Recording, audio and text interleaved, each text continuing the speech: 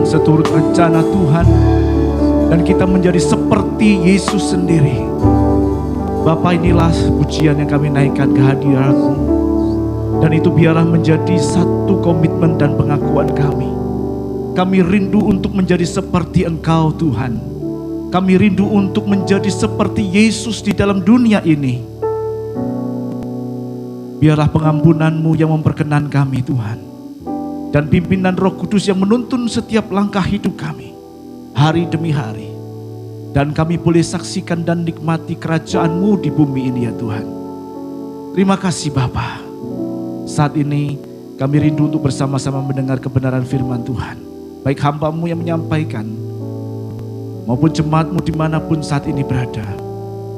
Biarlah kasih karunia-Mu cukup bagi kami semuanya, dan kami boleh dibangun dengan kebenaran firman Tuhan. Kami boleh semakin diteguhkan iman percaya kami kepadamu, dan yakin dan percaya sepenuhnya Allah yang hidup di dalam kehidupan kami. Terima kasih Bapa. Kami tidak izinkan kuasa-kuasa lain untuk mengambil kebenaran firman Tuhan. Dalam pikiran dan hati kami nyatakan di dalam nama Tuhan Yesus Kristus. Dan biarlah otoritas ilahi yang menguasai hati dan pikiran kami. Dan biarlah otoritas ilahi yang menembus segala hati. Terima kasih Bapa. Kami bersedia untuk menerima dan mendengarkan kebenaran firman Tuhan hanya di dalam nama Tuhan Yesus Kristus. Haleluya. Amin. Silakan duduk Bapak Ibu Saudara. Terima kasih tim worship, praise and worship yang sudah mengantar kita untuk masuk di dalam kebenaran firman Tuhan. Bapak Ibu Saudara, kita masih dengan tema yang sama, Yesuslah jalan. Ya, memang ada beberapa alat yang cukup lengkap, tetapi kita hanya membahas mengenai Yesuslah jalan. Hari ini saya ingin berbicara tentang walk in God's way. Bagaimana berjalan di dalam jalannya Tuhan. Ya, slide-nya kita bisa munculkan. Ya. Pada akhir tahun yang lalu atau akhir tahun lalu sama ya, saya pernah menyampaikan bahwa kita ini didesain Allah itu menjadi kepala dan bukan ekor. Kita didesain Allah untuk semakin naik dan tidak menjadi turun, asalkan kita melakukan, mentaati dan melaksanakan segala ketetapan, segala perintah-perintahnya, menjalankannya dengan taat. Bagaimana kita bekerja dengan taat, itu juga sama juga melaksanakan perintah Tuhan. Bagaimana kita melayani dengan setia, itu juga salah satu kita melaksanakan, bagian dari melaksanakan perintah Tuhan. Sehingga pada saat kita melakukan bagian kita dimanapun kita berada, maka janji untuk semakin naik, itu akan menjadi bagian milik kita. Ditambah lagi kalau yang kemarin saya sampaikan, kita mengasah, mengasah kemampuan kita, mengasah keterampilan kita, maka itu kita akan menjadi ahli di dalam bidangnya, menjadi berhasil di dalam segala hal. Itu yang saya sampaikan kemarin di akhir tahun. Dan kenapa kok saya sekali lagi? Karena kemarin kita melihat bagaimana resolusi Bapak Ibu Saudara di tahun 2022. Ini adalah permulaan tahun, sehingga saya nggak salah kalau ngomong resolusinya Bapak Ibu Saudara apa. Mau pengen apa di dalam tahun 2022 yang harus dicapai, yang akan dicapai. Semua resolusi, semua keinginan, semua cita-cita itu akan menjadi hampa. Dan hanya sekedar cita-cita, hanya sekedar resolusi tanpa ada aplikasi pelaksanaannya kalau kita melaksanakan atau berjalan dengan kemampuan kekuatan kita sendiri. Oleh karena itu pada hari ini saya membicarakan walk in God's way. Bagaimana kita berjalan dalam jalannya Tuhan. Itu yang ingin saya sampaikan Bapak Ibu Saudara. Jadi menyangkut tema Yesuslah jalan, hanya sampai Yesuslah jalan yang ditulis dalam Yohanes 14 ayat 6a. Kita akan belajar bagaimana cara kita mengalami penyertaan Tuhan. Kita akan belajar bagaimana kita mengalami perlindungan Tuhan.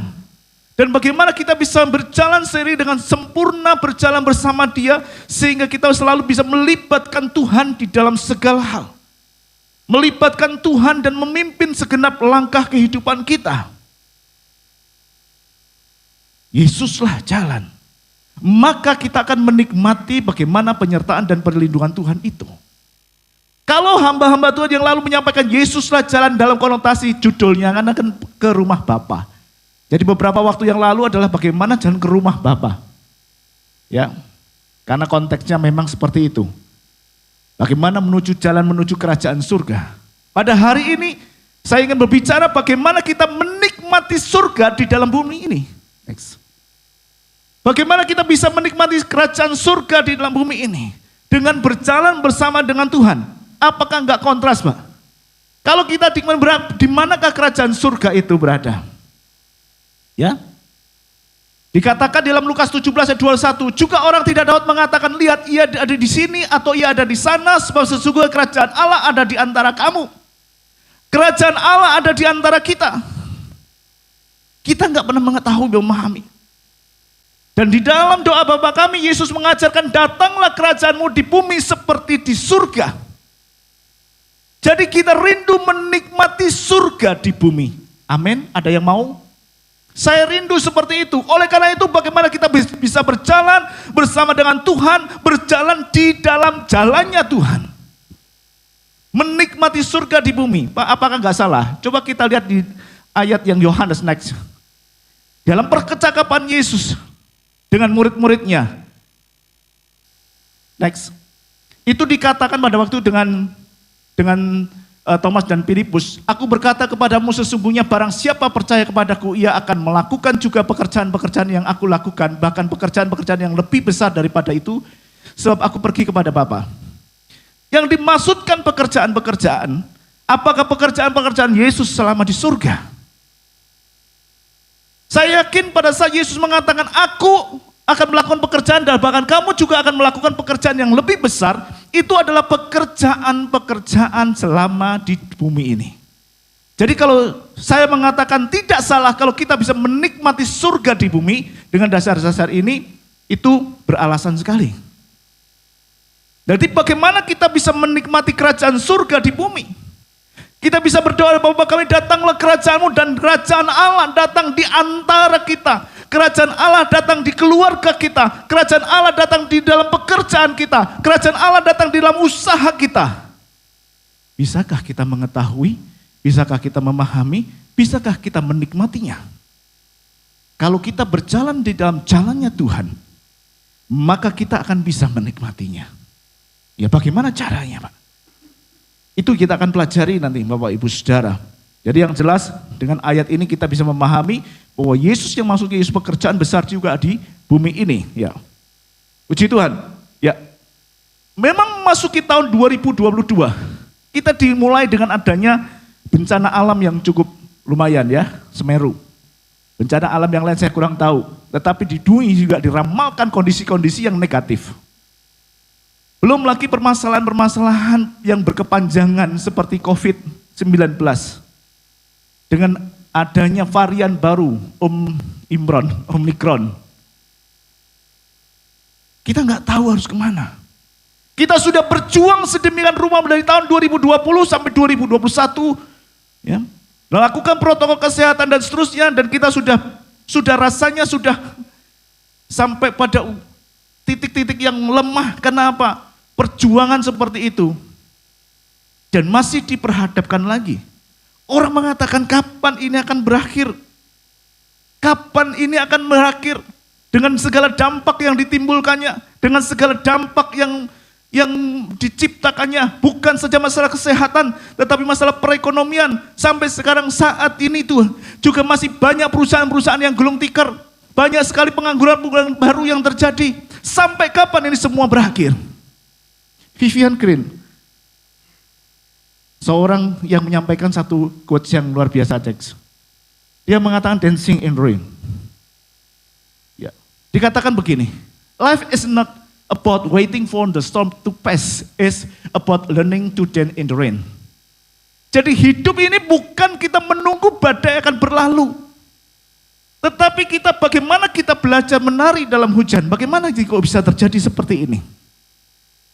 Kalau dikatakan badai kehidupan itu akan melanda ke setiap kita.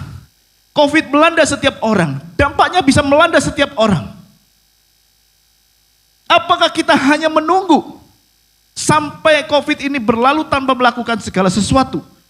Konotasi yang menunggu di sini, konsep dasar menunggu ini menjadi sesuatu yang salah apabila kita hanya menunggu tetapi tidak disandingkan dengan kegiatan-kegiatan yang melakukan sesuatu. Atau boleh dikatakan kita melewatkan waktu-waktu itu berlalu, tanpa melakukan kegiatan yang memberikan hasil guna. Bapak Ibu Saudara, mantan presiden kita juga pernah mengatakan badai pasti berlalu. Ya, tapi kapan? Apakah kita membiarkannya dan melewatkannya begitu saja? Bagaimana dalanya menari dalam hujan? Kita bisa melihat menari dalam hujan melakukan tindakan. Dan pada saat kita menari di dalam hujan itu artinya kita juga ikut basah. Belajar menari di dalam hujan, ya. Yang saya artikan bagaimana kita bisa menikmati kehidupan ini. Kita bisa menikmati suasana atau cuaca yang terjadi. Kalau saat ini iklimnya lagi panas, rontok, banyak yang bertumbangan, itu kita nikmati dan ada sesuatu yang luar biasa yang Tuhan juga sediakan. Setiap musim ada sesuatu yang memang membuat kita sendiri sakit, membuat kita sedih, tetapi di setiap musim juga ada yang Tuhan berikan pertolongan dalam kehidupan kita. Saya tertarik di akhir tahun lalu, saya membaca status dari seorang teman saya. Next. Cukup lumayan. Dia mengatakan begini, for any bad thing happen in my life. Dan seterusnya Bapak Ibu baca. Jadi intinya, dalam setiap keadaan yang terjadi dalam kehidupan saya, keadaan yang buruk, dalam setiap kondisi situasi yang buruk yang terjadi di dalam kehidupan saya. Tetapi saya menjadi orang yang sangat beruntung dengan pengalaman ini. Kenapa kok saya beruntung? Saya bisa membuktikan bahwa Tuhan yang dimaksudku tidak pernah melewatkan aku sedetik pun. Artinya di dalam setiap keadaan, di dalam setiap kondisi situasi, di dalam kondisi yang menekan di tahun 2021 dan sebelumnya, kita mempunyai satu pengalaman yang luar biasa bahwa Allah tidak pernah meninggalkan kita sedetik pun. Dan kita bisa belajar menari di dalam hujan, menari di dalam situasi kondisi. Enggak ada, sekarang ini orang sudah menari di dalam COVID. Kenapa? Sudah banyak yang di luar sudah bebas walaupun COVID belum berakhir. Dan kita akan melihat pelangi yang luar biasa yang Tuhan sediakan dalam kehidupan kita. Bagaimana kita menari di dalam hujan. Jadi tidak menunggu. Selama menunggu badai ini berlalu, kita bisa menari dalam hujan. Bagaimana maksudnya? Ada hal-hal di dalam hidup kita yang tidak kita inginkan, tetapi kita harus menerima. Ada hal-hal dalam kehidupan kita yang tidak kita mau ingin capai tetapi tidak bisa memperolehnya. Kita juga harus menerima. Ada kalanya ada hal-hal yang kita cintai. Mungkin orang, mungkin harta, ada yang kita sayangi. Tetapi itu harus pergi di antara kita. Apakah kita akan larut di dalam kondisi situasi tersebut? Ataukah kita mau bangkit dan berusaha menyerahkan semuanya kepada Tuhan yang mempunyai otoritas. Yang mempunyai otoritas di dalam kehidupan kita, yang mempunyai pegang kendali dalam hidup kita. Menari di dalam hujan, boleh saya katakan menerima keadaan apapun yang kita alami dan mensyukurinya. Seperti tadi yang saya katakan bahwa setiap musim memiliki keindahan sendiri dan setiap musim mempunyai berkatnya sendiri. Jason Inwarn menulis sebuah lagu, menari di dalam hujan. Ku kan menari dalam hujan, ku mau tidur saat badai, karena ku tahu Yesus menjagaku. Ku mau menari dalam hujan, ku mau tidur saat badai, karena ku tahu Yesus menjagaku. Ini adalah satu pujian yang luar biasa. Ketika saya mendengar lagu ini di radio, saya cari lagunya siapa. Karena saya begitu tersentuh dengan jalan God's way, di dalam jalannya Tuhan. kita bisa menikmati di tengah-tengah hujan, di tengah-tengah badai yang berlaku dalam kehidupan kita. Siapa yang tidak memiliki masalah? Siapa kita yang bebas dari masalah? Siapa dari kita yang tidak mempunyai problem atau tekanan? Semua orang memilikinya. Tetapi bagaimana kita bisa meresponi setiap problem permasalahan itu dan berkata, "Ku kan menari dalam hujan, ku mau tidur saat badai." Yesus tidur saat badai. Dan pada waktu bangun dia mengatakan, "Hai badai, berhenti. Karena ku tahu Yesus menjagaku, ku kan menari dalam hujan, ku mau tidur saat badai. Karena ku tahu Yesus menjagaku." Biar itu menjadi pengakuan kita, Bapak Ibu Saudara. Di tengah-tengah situasi dan kondisi yang tidak menentu, kita bisa menikmati dan menari di tengah hujan. Bagaimana kita bisa melakukan itu semua? Bagaimana caranya kita bisa menikmati itu? Tadi saya katakan bahwa kita didesain Allah untuk menjadi kepala, bukan ekor. Kita didesain Allah untuk semakin naik dan tidak turun. Asal kita melakukan segala perintah Tuhan. Next. Asal kita melakukan dengan ketetapan Tuhan. Dan Mazmur juga mengatakan dalam Mazmur 25 ayat 10. Segala jalan Tuhan adalah kasih setia dan kebenaran bagi orang yang berpegang pada perjanjiannya dan peringatan-peringatannya. Itu sama sekali Bapak Ibu Saudara. Kalau kita berjalan dalam jalannya Tuhan, itu adalah kebenaran dan kasih karunia, kasih setia Tuhan akan menolong kita. Asal kita berjalan dan melihat peringatan-peringatannya. Pada saat kita mentaati setiap peringatannya, kita akan menerima perjanjiannya. Itu pasti di dalam kehidupan kita. Itu menjadi bagian dalam kehidupan kita. Kita harus memahami apa yang Tuhan inginkan. Jalan Tuhan apa yang Tuhan inginkan. Karena segala jalan Tuhan adalah kasih setia dan kebenaran. Di luar kasih karunia, kasih setia dan kebenaran bukan jalannya Tuhan. Namun kita ketahui Bapak Ibu Saudara, tidak banyak orang yang memahami jalan Tuhan. Kita memahami bahwa tidak semua orang mengerti dan memang susah dipahami jalan Tuhan. Dampaknya, kalau kita tidak tahu jalannya Tuhan, kita memaksakan Tuhan yang seringkali terjadi untuk mengikuti jalan kita. Kita seringkali memaksakan Tuhan untuk mengikuti rencana kita. Kita seringkali memaksa Tuhan untuk mengikuti kemauan kita. Keinginan kita, bukan kebutuhan kita. Ini yang seringkali terjadi. Pada saat kita memaksakan keinginan kita kepada Tuhan dan Tuhan tidak menginginkan. Karena apa yang kita inginkan itu sesuatu yang bersifat jasmani, sesuatu yang bersifat fana, maka kita akan menjadi kecewa. Maka kita akan menjadi mutung, maka kita akan meninggalkan Tuhan, maka kita akan lari daripada Tuhan, maka kita akan keluar dari jalan Tuhan. Oleh sebab itu penting bagi kita untuk memahami jalan-jalannya Tuhan, kebenaran dan kasih setia. Supaya kita berjalan di jalannya, memegang perjanjiannya, memegang ketetapannya. Kita akan menikmati bagaimana Allah memelihara dalam kehidupan kita. Bangsa Israel 40 tahun di padang gurun.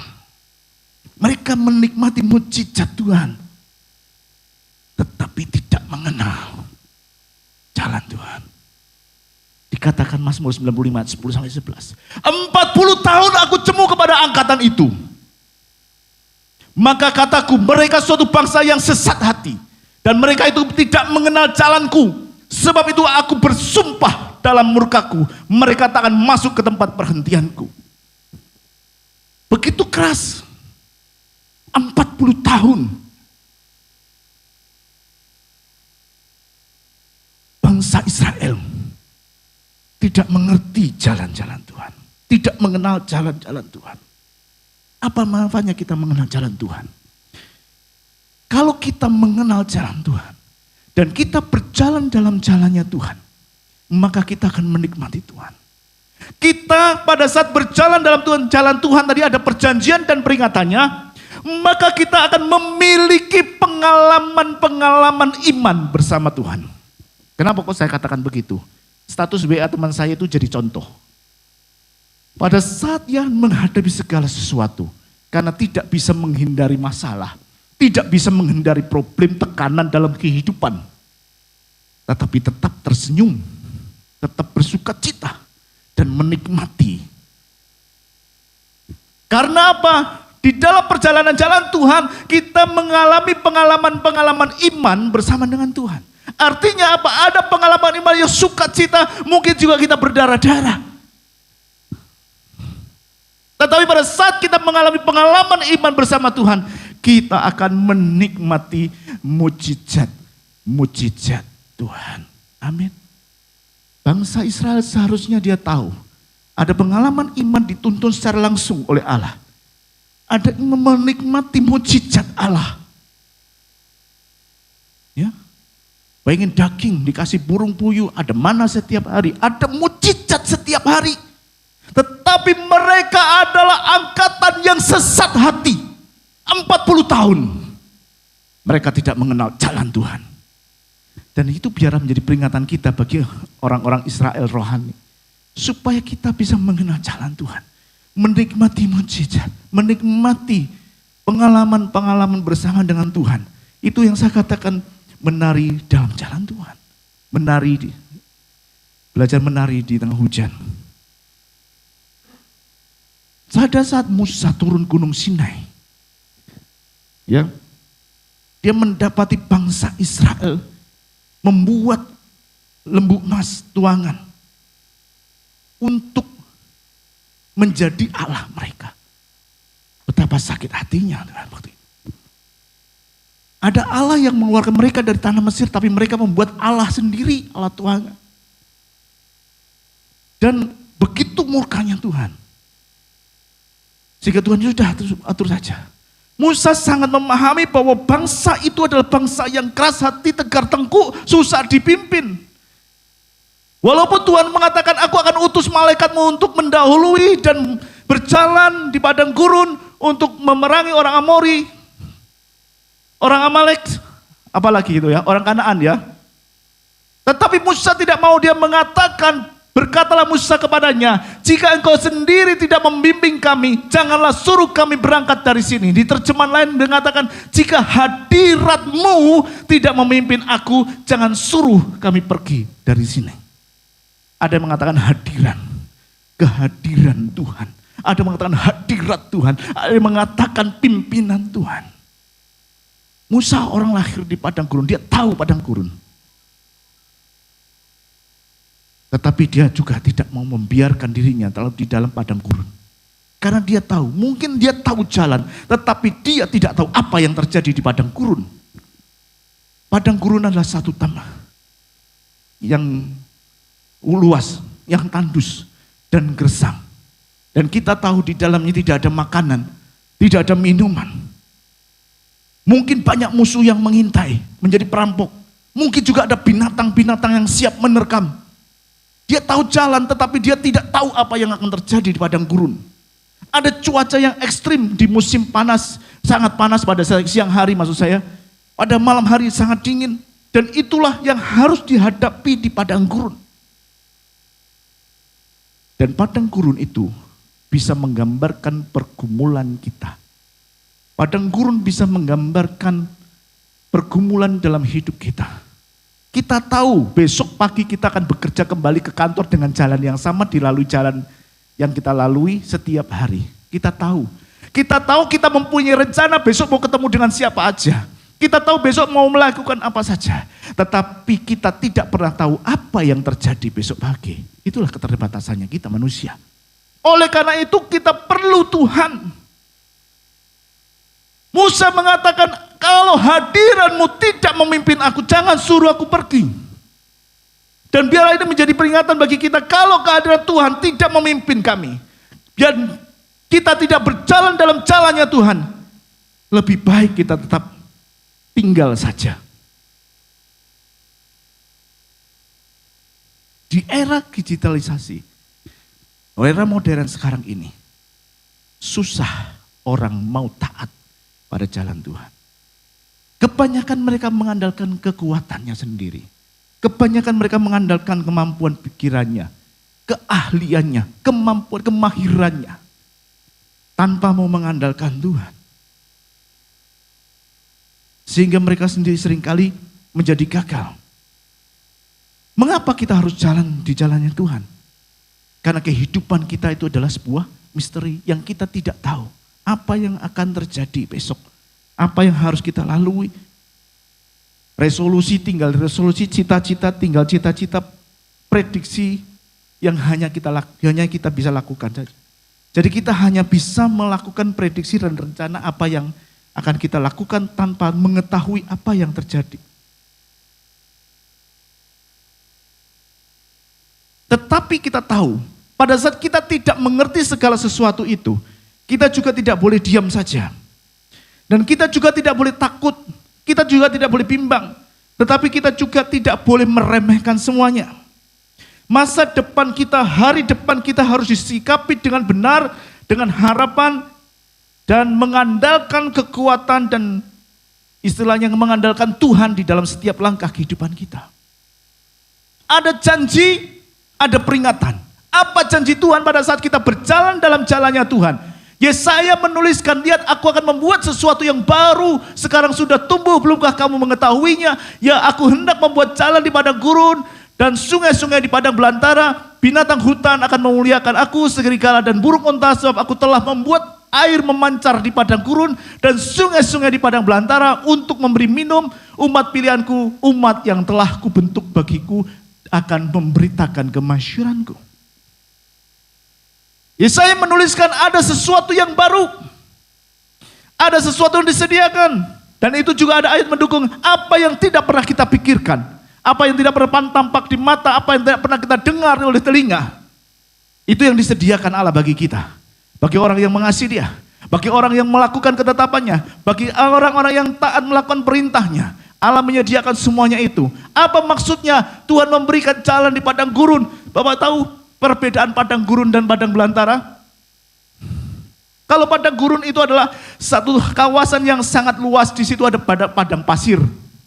Padang belantara itu adalah satu kawasan yang luas di mana itu ada kawasan yang sangat tandus, batu-batu dan gunung-gunung seperti itu.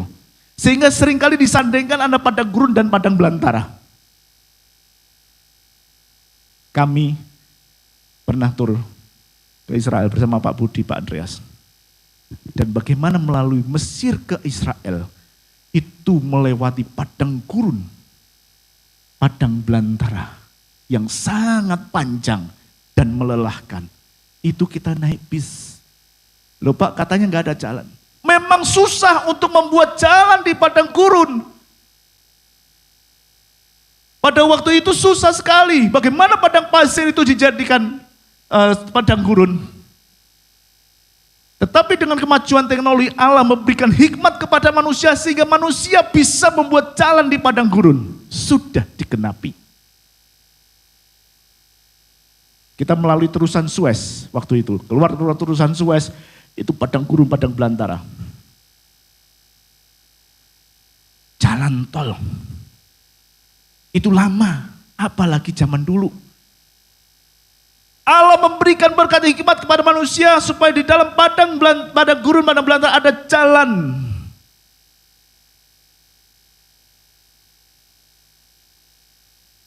Dan itu sangat luar biasa. Kalau kita bisa melihat umat pilihan Tuhan dan bukan pilihan Tuhan, ada satu perbedaan. Israel tanah yang begitu subur. Dan di sekelilingnya tandus dan gersang. Israel buat bangun jalan. Dan kita bisa melihat luar biasa. Saya kemarin setting ya YouTube. Israel itu sudah membuat pertanian yang luar biasa di mana bisa mengubah padang gurun menjadi tanah yang subur. Dengan memberikan, mengairi, dan menjadi lumpur dan seterusnya, itu prosesnya cukup panjang. Dan saya lihat prosesnya itu luar biasa. Dan pengairan yang luar biasa adalah pengairan titik. Jadi satu tumbuhan itu ditetes itu. Dengan ritme tertentu dan kebutuhan tertentu. Sehingga hasil bumi Israel luar biasa. Diberkati Tuhan. Tuhan sudah memberikan hikmat. Ada pada jalan di padang gurun. Kemudian yang kedua adalah membuat sungai-sungai di padang belantara. Kita tahu bahwa air itu menjadi sesuatu rebutan pada zaman dulu. Apalagi di padang belantara. Itu menjadi kebutuhan pokok. Bahkan mungkin lebih berharga daripada emas. Di film-film kita juga tahu. Zaman dahulu juga tahu. Bagaimana Allah juga bertengkar gara-gara sumur, rebutan air. Allah akan menyediakan. Menyediakan bagi kita semuanya. Apa yang menjadi kebutuhan kita. Walaupun kita di tengah-tengah padang gurun. Di tengah-tengah padang belantara. Ada aliran sungai yang mengalir. Kita akan disegarkan. Bagaimana halnya dengan air memancar. Pak Budi sudah membuktikan ada yang namanya Wadi Musa di Yordania. Itu dari batu yang dipukul Musa keluar air. Sampai sekarang masih mengeluarkan air. Wadi Musa ya Pak Budi ya.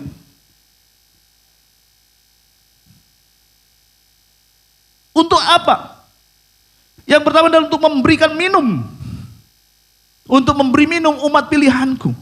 Artinya itu semua disediakan bagi kita. Artinya semua itu diberikan kepada kita.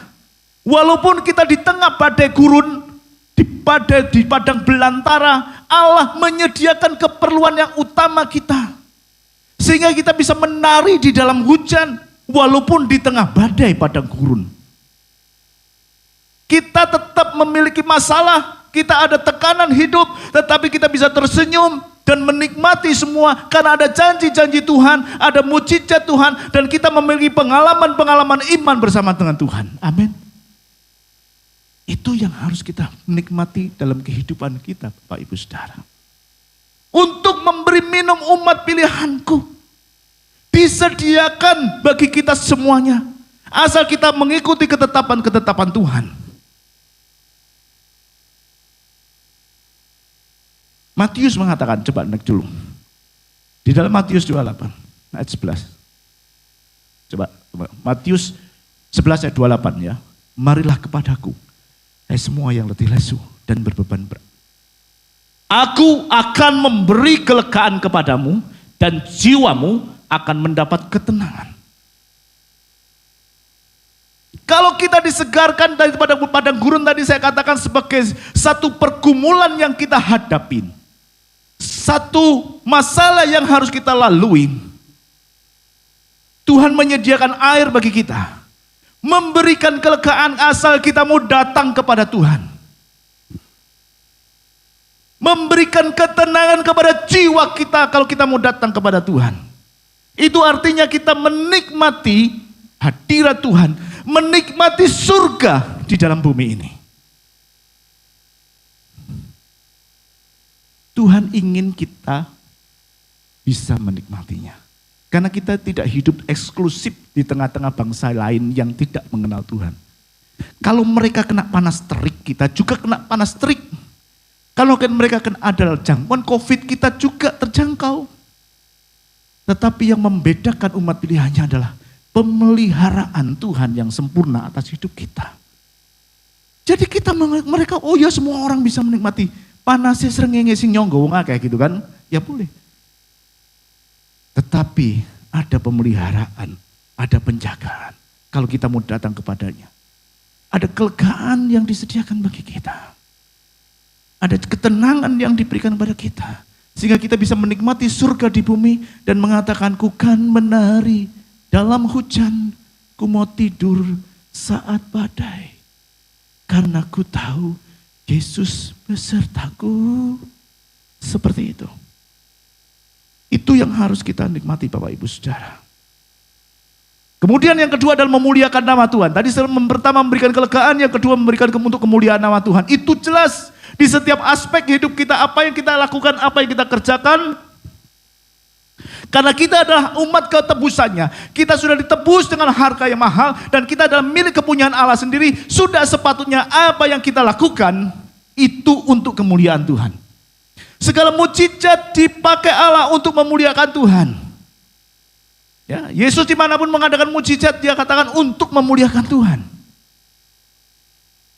Lazarus mati 4 hari. Dikatakan kok gak ada seperti itu? Untuk memuliakan nama Tuhan. Karena pada saat mukjizat terjadi, nama Tuhan dipermuliakan. Jadi jangan sampai seperti orang Israel yang menerima mujizat.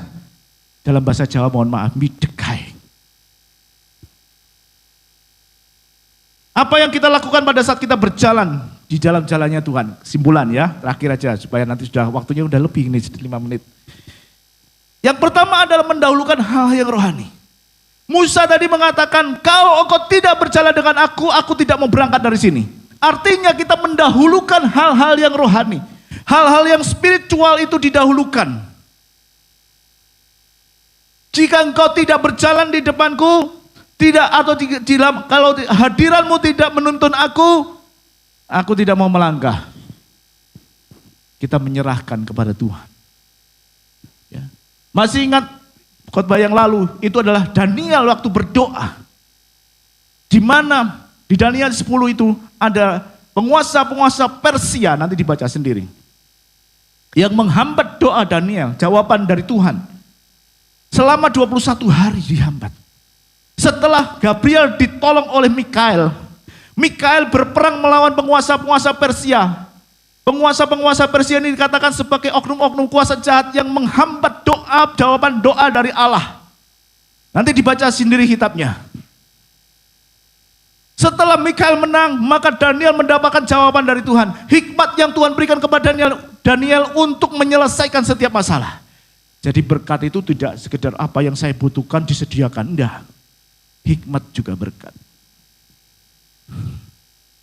Mendahulukan hal-hal yang rohani, yang spiritual terlebih dahulu, baru itu terjadi kemenangan di spiritual, kemenangan di alam roh menjadi kemenangan di dalam kenyataan. Yang kedua adalah bagaimana kita bekerja dengan maksimal. Tadi saya katakan kita melakukan segala sesuatu untuk hormat kemuliaan nama Tuhan, untuk memuliakan Tuhan. Apa yang kita kerjakan dalam Kolose 3:23 itu hanya untuk kemuliaan nama Tuhan. Karena kita sudah ditebus, dan oleh karena itu kalau kita mau berjalan dalam jalan Tuhan, kita harus memberikan pekerjaan kita dengan excellent dan berintegritas. Jadi tidak ada yang katanya main-main. Bekerja hanya sekedar sesuai dengan kualitas yang kita mau berikan. Wah, aku digaji sakmene, aku ya sakmene ae lho, lapo ngasih lebih gitu kan. Saya hari ini adalah hari libur, tapi saya jam 8 sampai jam 1 ada rapat anggota RAT. Saya baru pulang jam 1 siang tadi. Kalau dikatakan jam kantor, bukan, ini hari libur saya.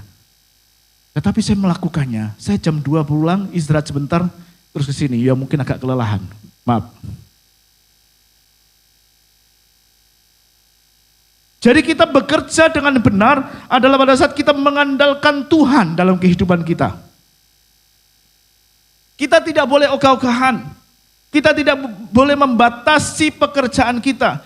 Prinsip bekerja adalah dengan excellent dan berintegritas. Yang ketiga adalah taat pada pimpinan Tuhan dan bersandar kepada Tuhan. Ambil tim musik, silakan maju ke depan. Worship leader. Artinya pada saat kita bersandar kepada Tuhan itu menuntut ketaatan mutlak. Dan taat juga berarti bersikap selalu untuk mengganti rencana kita jika Tuhan menghendaki. Ketika Paulus dan Silas harus memberitakan Injil ke Britania, Roh Kudus melarang, jangan pergi ke Britania atau ke Asia. Pergi ke tempat lain. Secara manusia mungkin ya dia gagal. Tidak jadi pergi ke Britania atau ke Asia. Tetapi orang yang taat pada pimpinan Tuhan, dia mau mengganti rencana yang seharusnya ditetapkan. Karena Tuhan pasti mengetahui, dia ada Almighty God yang tahu di akhir dari awalnya. Bagian kita, saat kita mau berjalan di dalam jalannya Tuhan, adalah kita mau menyerahkan segenap kehidupan kita kepada Tuhan. Kita mendahulukan Tuhan di dalam segala hal. Kita berserah kepada Tuhan dan mengandalkan Tuhan di dalam setiap kehidupan kita. Pada saat kita berpegang kepada ketetapannya, pada saat kita berpegang pada peringatan-peringatannya, kita akan menikmati bagaimana Allah menolong kita, memberikan kelegaan, memberikan ketenangan atas jiwa kita. Bukankah ini yang dicari oleh banyak orang? Orang cari hiburan kemana setiap malam minggu atau akhir pekan hanya untuk membuat kesenangan dan jiwanya tenang. Tetapi mereka mendapatkan kesia-siaan. Karena segala sesuatu, ketenangan jiwa, kelegaan hanya diberikan oleh Tuhan Yesus Kristus. Haleluya. Saya nyebut kita bangkit berdiri, kita nyanyikan satu pujian.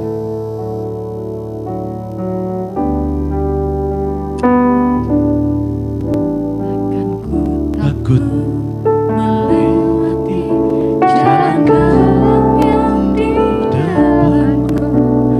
Selanjutnya yang tadi ditampilkan, Allah besertaku.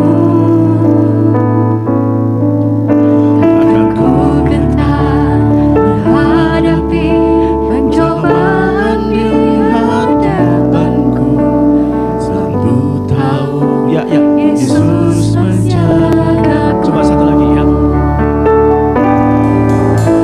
Akan ku takut melewati jalan gelap yang di depanku.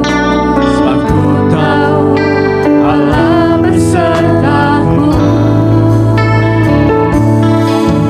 Akan ku gentar menghadapi pencobaan di hadapanku. Sebab ku tahu Yesus menjagaku.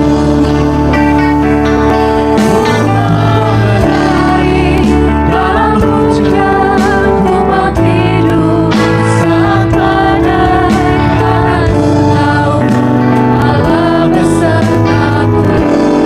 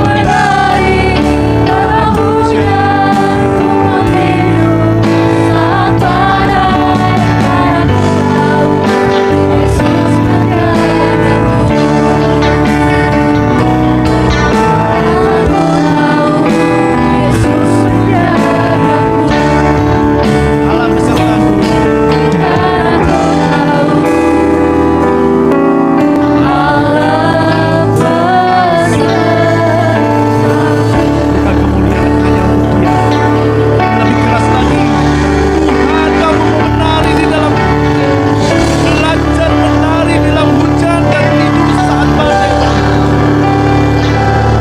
karena ku tahu setiap langkah hidup kami. Karena kami tahu Engkau ada melindungi kami.